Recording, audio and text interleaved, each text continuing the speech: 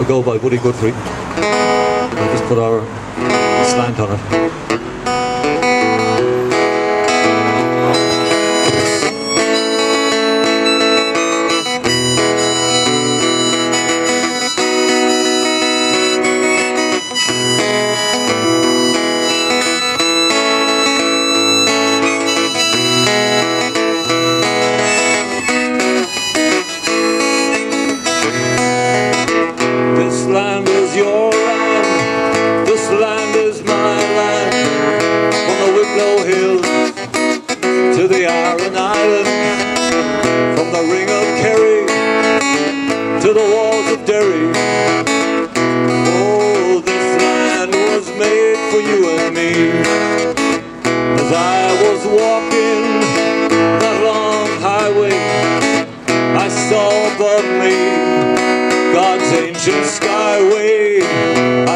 Below me, the golden valley.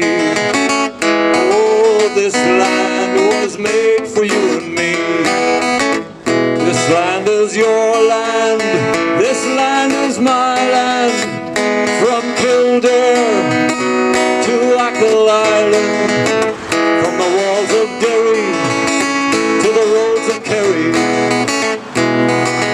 This land was made for you and me. I rambled, I followed my footsteps through the roads of all your counties, and all around me a voice was pounding, saying that this land was made for you and me. This land is your land, this land is my land. From Kildare to the Blasket Island, of Kerry to the walls of Derry. Oh, this land was made for you and me. I'd like to thank Paul for the last three songs. I think it sums up Ireland in the present day, where the rich get richer and the poor get downtrodden.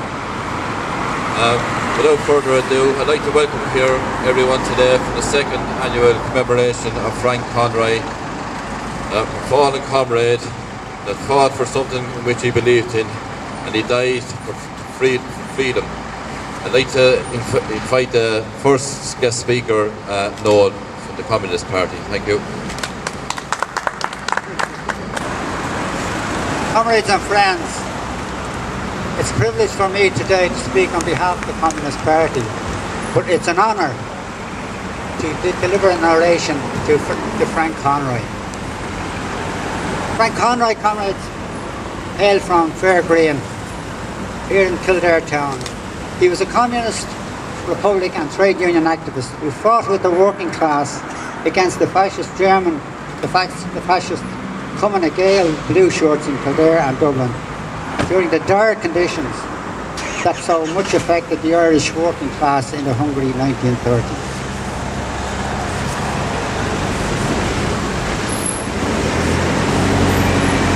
Like many other socialist republicans, Frank Conroy joined the Communist Party and Republican Congress, in which Padre O'Donnell played an important role.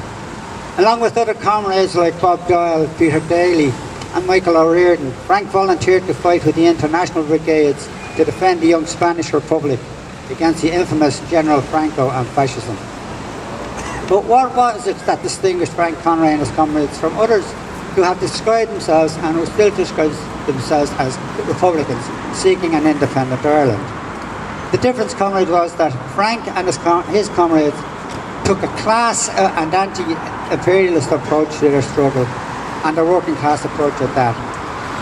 Not for them was their task to create a bourgeois republic. They were very well aware that when James Connolly was writing about the freedom of Ireland, he observed that freedom in itself was not enough, which is why he said, if you remove the English army tomorrow and hoist the green flag over Dublin Castle, unless you set about the organisation of the Socialist Republic, your efforts will be in vain. England would still rule you. She would rule you through her capitalists, her landlords, financiers, and through the whole array of commercial and industrial institutions she has planted in this country and watered with the tears of our mothers and the blood of our martyrs. England would still rule you to your ruin, even while your lips offered hypocritical homage at the shrine of that freedom whose cause you betrayed. Because of their socialist republicanism, Frank Conroy and his comrades were true internationalists and anti-imperialists and anti-fascists in their thoughts and actions, which is why it was natural for them to support the Spanish Republican cause. Approximately 8 decades on, the political socialist republican struggle continues here in the 32 counties of Ireland, where the conditions faced by the working class has now reached rock bottom. The two entities imposed upon our people by British imperialism have clearly failed the people, but have served well the interests of imperialism and the rich nationalist and unionist establishment.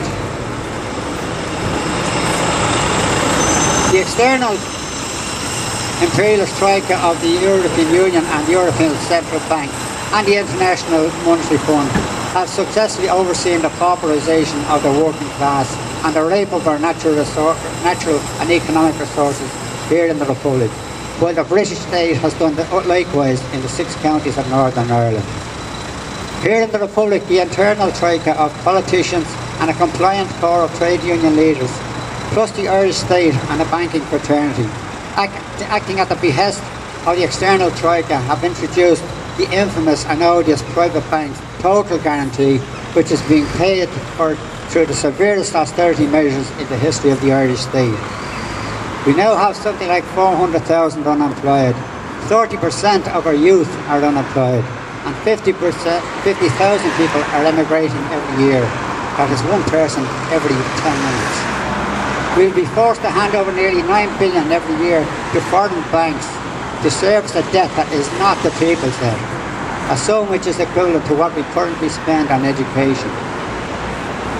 With your indulgence, I'd like to quote 2 paragraphs from a recent speech by the CPI General Secretary in Lisbon. He said, "Austerity in Ireland, as elsewhere, is not, as some on the left would claim, a bad policy option, but rather is an economic necessity for the system itself. It is clearly designed to facilitate the transfer of wealth from the working people, small businesses, working family farmers and the self-employed, upwards and outwards.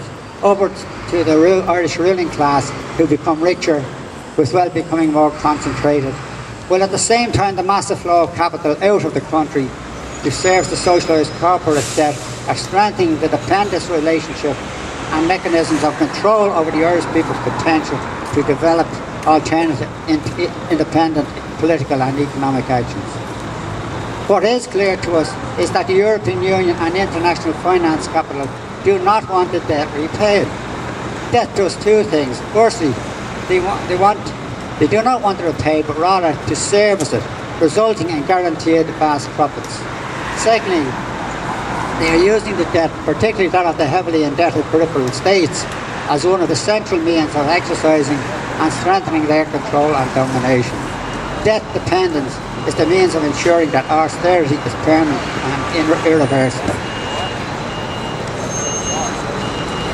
So, comrades and friends, what I wonder what Wolfe Tone, James Connolly and Frank Conroy and his comrades have to say about our situation, which includes total loss of our independence and economic sovereignty to the European Union.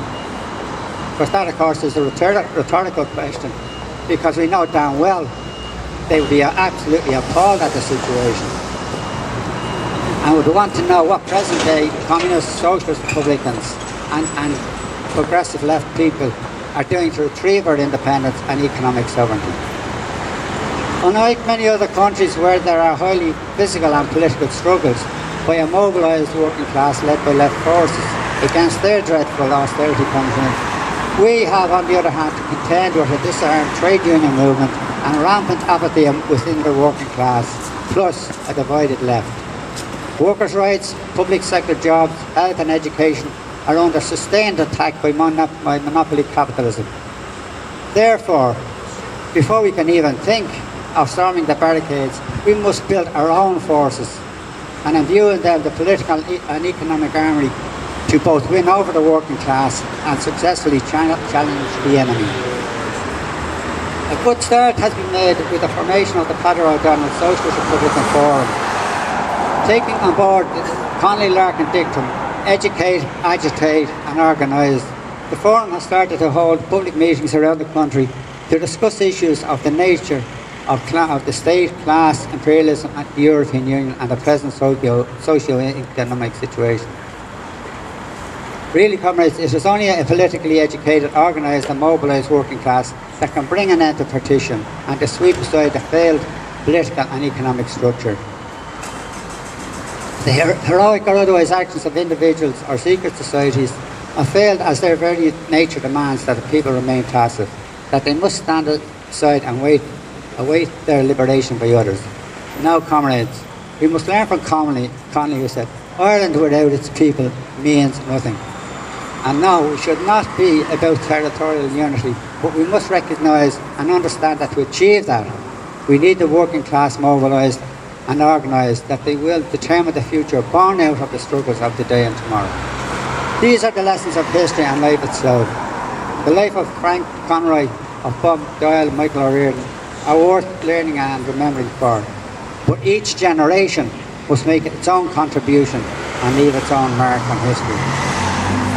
In the meantime, comrades, if indeed we wish to honour Frank Conroy and his memory and continue this struggle, there are a number of demands that undoubtedly socialist Republicans of the Frank Conroy breed will consider as part of the public discourse with the people on our situation and to challenge Tina.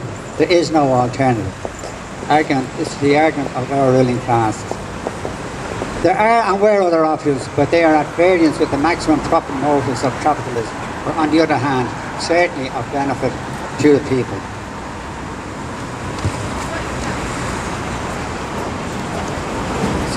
Such demands would be a referendum on the repudiation of the approximate 30 billion plus 3 billion per year interest on the promissory notes that our government wants to load onto our children and grandchildren. Demand that the government examine the prospects of borrowing from source other than the European Central Bank and the International Monetary Fund. So long as we are borrowing from them, we are caught in their bloody net. Well, Brazil, China, Russia, and to name but a few, hold sizable sovereign wealth funds. Why aren't we talking to them? We should demand the nationalisation of all our natural resources. The government's oft-used argument that very little would be gained from nationalisation flies in the face of the reality of the rush for prospecting licences for oil, gas, gold and other such resources.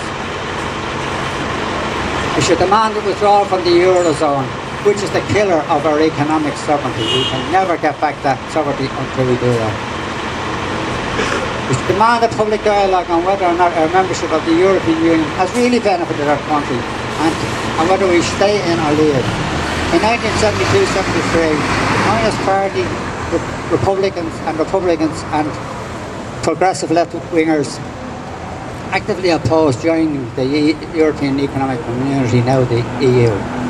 It was a stance actually that the CPI took earlier in the years of 1960, when it was becoming clear that the sellout of our independence was already in the making by our political elites. We definitely need to demand an end to the austerity measures which collectively, apart from punishing the most vulnerable of our people, are killing off local demand for products and only increase the downward spiral of debt and poverty. We should demand that the minimum wage should not become the maximum wage for the working class, as is more and more the case. We should seek at least the repeal of the totally inequitable housing tax, and also, importantly, the water charges and metering, which is the prelude to the sell-off the public ownership of this essential service. Water, comrades, is the staff of life, without which we all die. Therefore, access to clean water supply should never be put into the hands of private individuals for private profit or as a weapon of control. Comrades and friends, let us not forget that the criminal austerity that was visited upon the mass of our people is exactly the type of conditions that Comrade Frank Conroy fought against. So on behalf of the Communist Party of Ireland, comrades and friends, I'd like to thank you all for your involvement. Against Rayner, united comrades and friends, we can win.